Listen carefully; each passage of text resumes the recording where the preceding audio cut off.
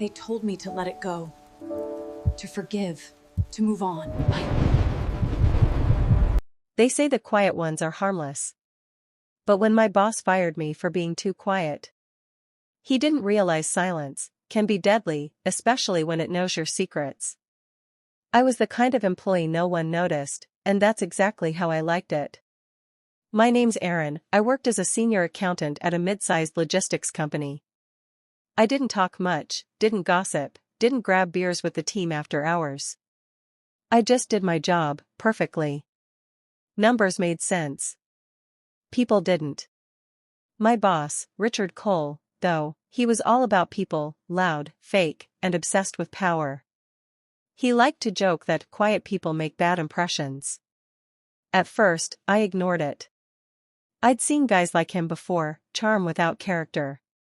But when he started taking credit for my reports and blaming me when his own deals fell through, the silence started to feel heavy. Still, I said nothing. Just watched. Listened. And took notes, always took notes. One Thursday morning, Richard called me into his office. He was leaning back in his chair, a smirk plastered on his face. "Aaron, we've decided to let you go," he said casually, like he was talking about the weather.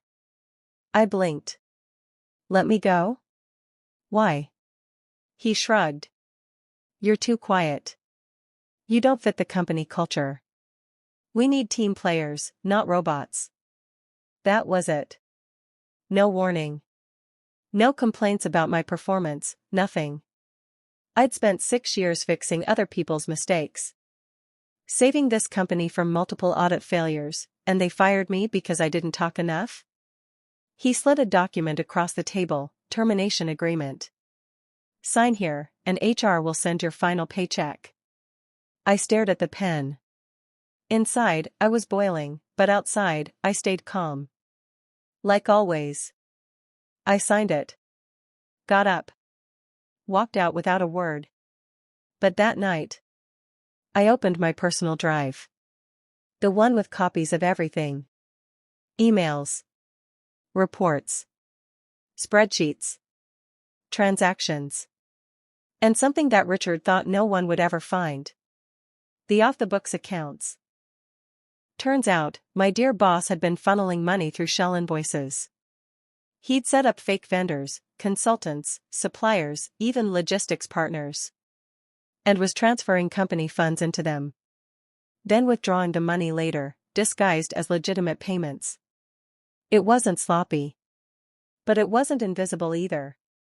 And guess who had been unknowingly signing off on some of those reports? Yep, me. He thought if things ever went south, I'd take the fall. That's why he fired me. Tie up loose ends. But Richard made one mistake. He underestimated the quiet guy. I spent the next 2 weeks building a complete dossier. Every transaction, every signature, every timestamp. Emails linking Richard's fake companies to his personal accounts.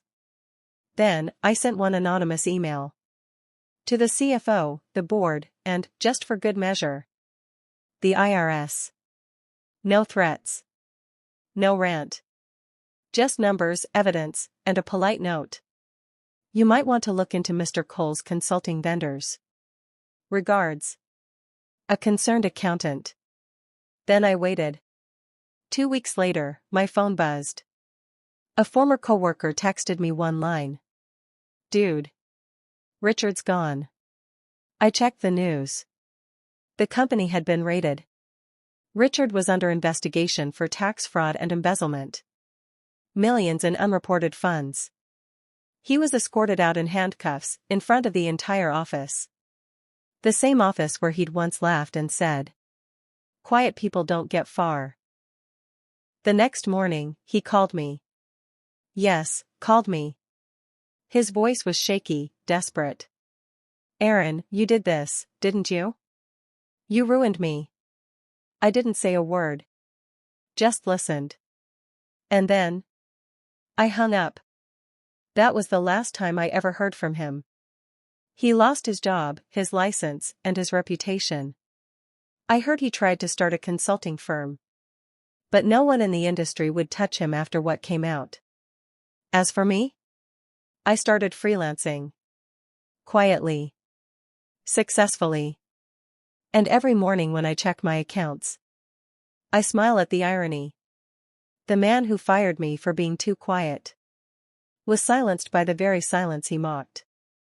They say revenge doesn't fix anything. But sometimes, justice doesn't need noise. It just needs patience and precision. I didn't scream. I didn't fight. I just let the truth do the talking. Because in the end, the loudest revenge comes from the quietest voice. If you enjoyed this story, hit like, subscribe, and comment below. What would you have done if your boss fired you for being too quiet? More stories of justice, karma, and poetic revenge, coming soon. Because sometimes, silence is the best weapon.